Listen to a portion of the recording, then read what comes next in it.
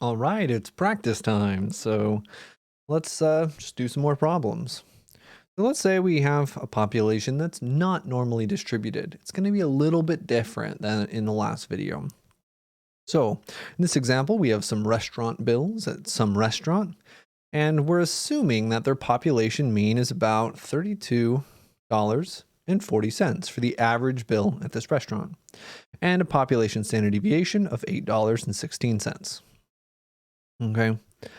This data is heavily skewed to the left, which means that most of the data is on the left, and then there's a couple like tailing out on the right, really, really big bills. All right.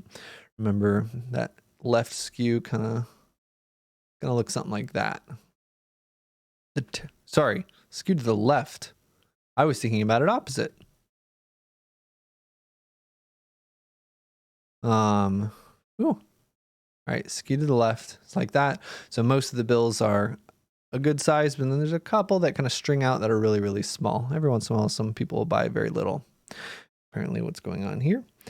So explain why you cannot determine the probability that a given bill will be at least $35, right? Why can't we find the probability that a given bill is at least 35? Well, the answer is we don't know the probability distribution, right? We don't know the probability distribution for X. Just because it has a mean and a standard deviation doesn't mean it's a normal distribution. In fact, it's not a normal distribution. It can't be a normal distribution. Normal distributions aren't skewed at all. Okay, so this is, we don't know the probability distribution, so we cannot figure this out. Can't type it into GeoGebra. GeoGebra doesn't know. We don't know. The restaurant doesn't know. Nobody knows. It's impossible. Even though we're assuming a population mean and a population standard deviation. But we can say something about averages. Remember, the central limit theorem says that as long as we have some certain conditions, we can model averages with normal distributions. So we just have to make sure that we have all those things. So can you estimate the probability that the next 5 bills will average at least $35? Okay, can we find the probability that an average is at least $35? Well, maybe. Discuss each of the conditions for using sampling distribution of the mean.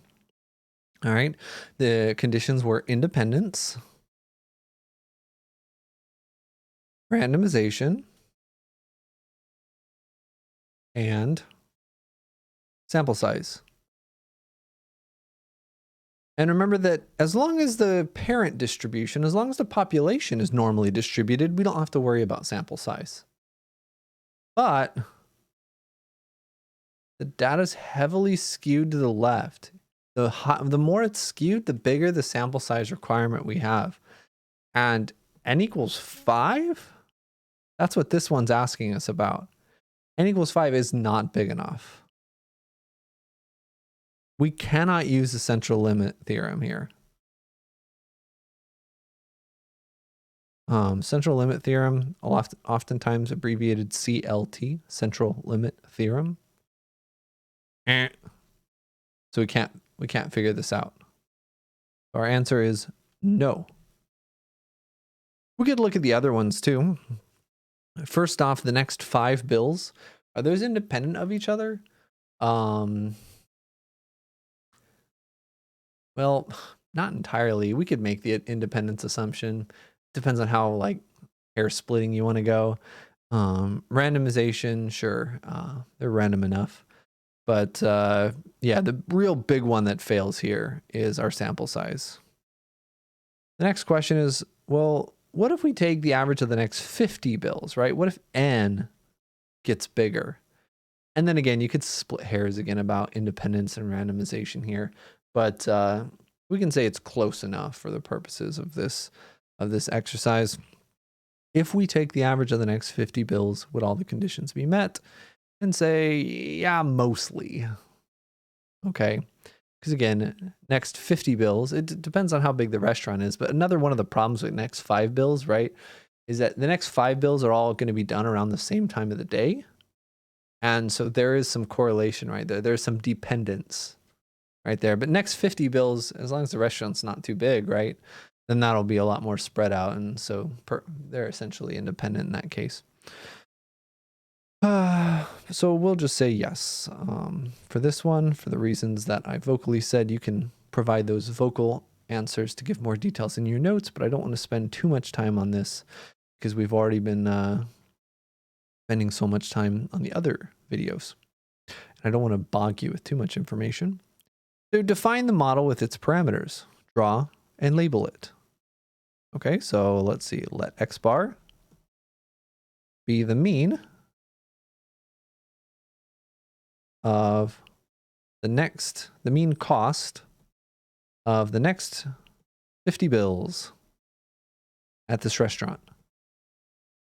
So we know that X bar, by the central limit theorem, is normally distributed. We don't know X, a single bill, we don't know that probability distribution, but by the central limit theorem, we know that X bar is normally distributed with mean mu. Right, go back to the central limit theorem.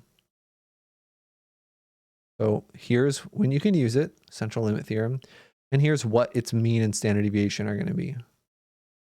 So the mean of this X bar is the original mean. Okay, mu. Right, the mean of X bar is the original population mean. The standard error, or the standard deviation of X bar, is the population standard deviation divided by the square root of n. So this mean is, what was it, 35 something? Oh, $32.40. And the standard deviation was $8.16. $8.16 divided by the square root of n is 50. Let's get a decimal approximation of that. $8.16 divided by the square root of n. That is going to be about 1.1540. 4 decimal places is usually a pretty safe bet for this. And again, the standard error is always going to be smaller than the population standard deviation, right? We're dividing by the sample size. There should be less variability, less spread when we're talking about averages, the means of results, the means of bills. Okay. So there we go. That's our defined model. Draw and label it. So this is a normal distribution. Means it looks like this. This is the mean, the top, 3240. And then one standard deviation is about here. 2 is here. 3 is here. If the first one's 3240, this next one's going to be about 3355. And then another 1.15 is going to be about 3470. Kind of probably closer to 3471. And then another 1.15 is about 3586, if I did my math correctly. And do the same thing for the ones on the left. I'm not going to do them now, but do the same things for the ones on the left. So there we go. We've drawn and labeled it. How likely it is that the next 50 bills will have an average of at least $35. What's the probability that the average for the next 50 bills is going to be at least $35? Well, that's the area to the right of $35, which is somewhere, $35 is somewhere around here. Oh, almost 0, right? Look at the original distribution. $35 is like half a standard deviation above. It's only half of a standard deviation above. So it's not unlikely for a bill to be $35 or more. But the likelihood of the next 50 bills together having an average that's at least 35, that's way, way more rare. So let's figure it out. So we're going to have to type in our distribution. It's a normal distribution. Type it into GeoGebra with mean 3240 and standard deviation 1.1540.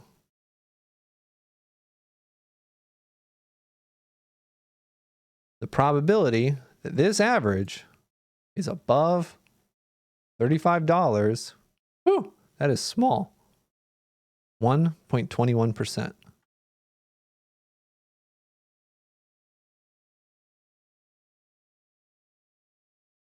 And we should be able to get a ballpark estimate without using our computer at all, right? This is between the second and the third. Oops, I have an email. This is between the second and the third standard deviation above the mean. Okay, remember that this entire kind of yellow area, right? That's 2 standard deviations away from the mean. That's only 5%. If we only look at the right, that should be 2.5%. Is this yellow? I'm using the empirical rule. So it should be less than 2.5%, and we're guessing it's kind of maybe halfway between here. So yeah, maybe about halfway between like half of 2.5%, maybe. That'd be about 1.25 as our guess. Pretty close. Empirical rule is good for kind of guessing or having an idea of where you expect these numbers to fall. All right, and that's another way of showing sampling distributions and using sampling distributions. We cannot sometimes, in this case, if it's skewed, we don't have the population distribution. So we can't find individual probabilities, but we can find probabilities for averages as long as our sample size is big enough and we satisfy all the requirements of the central limit theorem. All right, good luck. Let me know if you have questions.